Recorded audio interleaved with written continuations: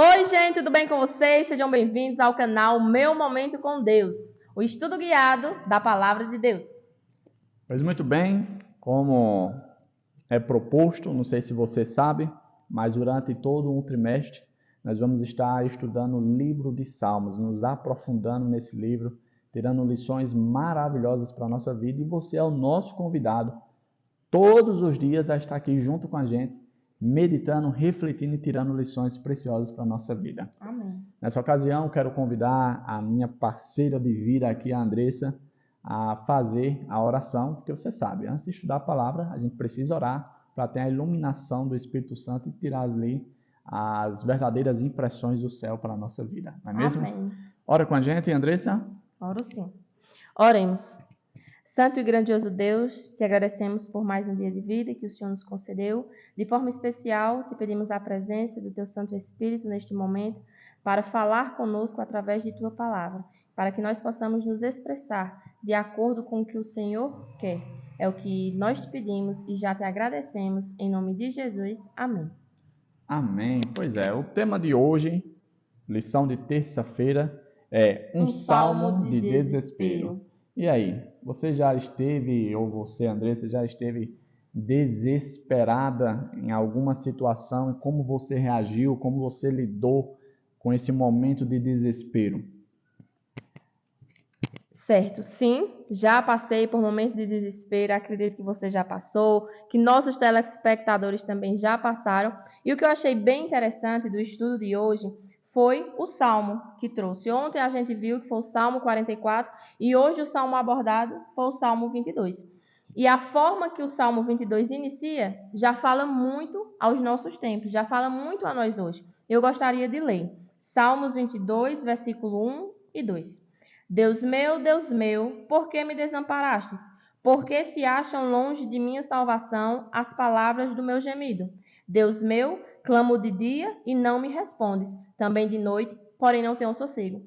Aqui a gente pode ver o ápice do sofrimento, da angústia que Davi, que é o autor desse Salmo 22, ele estava passando. E o desespero dele foi tão grande que a sensação que ele teve foi de abandono, de que Deus o tinha abandonado. E assim como Davi passou por essa situação, eu acredito que ao passarmos, ou já tivermos passado por essa situação, nós também já sentimos essa sensação de desespero, já nos questionamos por que isso estava acontecendo. Você concorda com isso, Davi? Sim. Concorda? Então, e não só essa questão, eu achei crucial, mas eu achei muito importante como se deu o decorrer do Salmo. Se você tiver um tempinho, lê esse Salmo, reflita nele. Se você estiver passando por um momento de desespero, ele é um Salmo muito indicado para isso, como a gente viu ontem, né, na lição.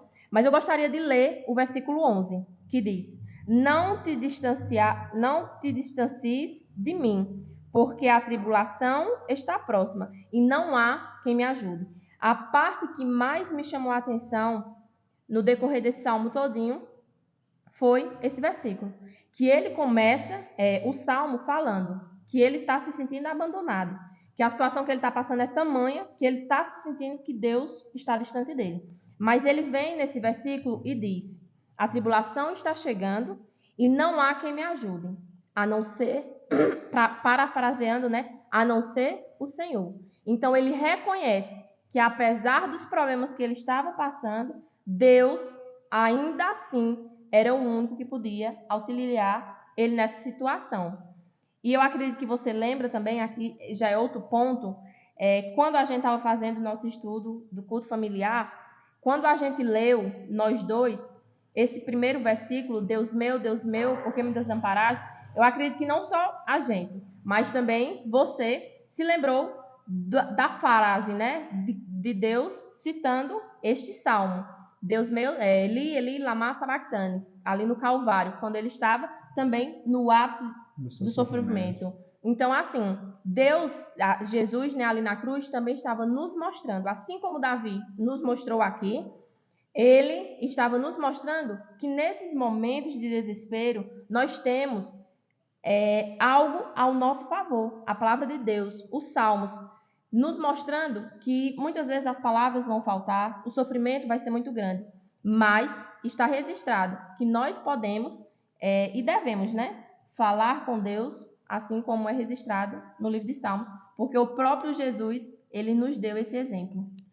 Interessante, esse salmo trouxe uma realidade que é bem visível também nos nossos dias. Quantas vezes, por exemplo, você já viu uma cena de velório, por exemplo, viu ali uma pessoa que estava sofrendo pelo luto da perca de alguém amada e falando algumas coisas e até algumas pessoas tentando censurá-la, dizendo, olha, não fala isso, não foi isso, né? É pecado falar isso. Às vezes as pessoas dizem, Deus, por que é que tu permitiu isso? Por que é que tu levou? Onde é que estava o Senhor? E a gente vê que o rei Davi, o autor desse salmo, também sofreu, de certo modo, esse tipo de censura, né? A gente vê aqui no relato que algumas pessoas, de certo modo, estavam fazendo piada com a situação dele. E a situação dele não era algo simples. O capítulo 22, o contexto fala que ele passou a sofrer até mesmo fisicamente. Não era só um sofrimento psicológico, não era só um sofrimento momentâneo ali de uma situação, né, que aconteceu, não. Isso acabou atingindo até ele fisicamente. Pegando esse gancho, Davi, é bem interessante, porque a Bíblia, como você está falando, relata que o corpo dele deu evidências desse sofrimento, que ele falou a questão dos ossos, falou a questão da secura da boca dele. Então, assim, foi algo que atingiu ele de uma forma muito agressiva. E conosco acontece assim também. Quando a gente está passando por um sofrimento muito grande, a gente perde o apetite, o nosso semblante fica um semblante de tristeza que as outras pessoas percebem. Então, o desespero nos causa tudo isso, e causou isso em Davi. É interessante que mesmo ele passando por toda essa situação, é como você disse no verso 11, olha, a situação está ruim. Está muito ruim. Está muito ruim, mas vai ficar pior se eu não tiver nenhum Senhor. Porque então, só o Senhor... A minha confiança está em Ti. Mesmo eu passando por tudo isso, mesmo eu não entendendo o porquê de tudo isso, a gente vê isso também muito no caso de Jó, né, que a gente estava refletindo também. Mesmo sem entender, a minha confiança, a minha esperança continua no Senhor.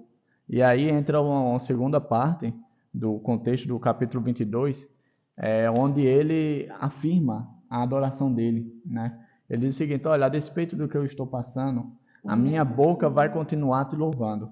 E eu darei testemunho dessa minha adoração para os meus irmãos, para as outras pessoas, no meio da congregação, ou seja, onde eu estiver. Né? Porque assim... Não é fácil fazer isso que Davi fez. A adoração dele não está, de certo modo, ligada ao que ele está passando de bom. Mas sim, independente da situação, ele vai continuar adorando a Deus. E como você estava bem falando, não é algo fácil. Não. É algo que nós temos que aprender com esse relato. Porque assim, é muito fácil a gente adorar e louvar a Deus quando as coisas estão ok, legal, né? Tudo bem, maravilha. Só bênçãos. Só bênçãos, só chuvas de bênção, aquela coisa, vamos adorar a Deus e louvar a Deus.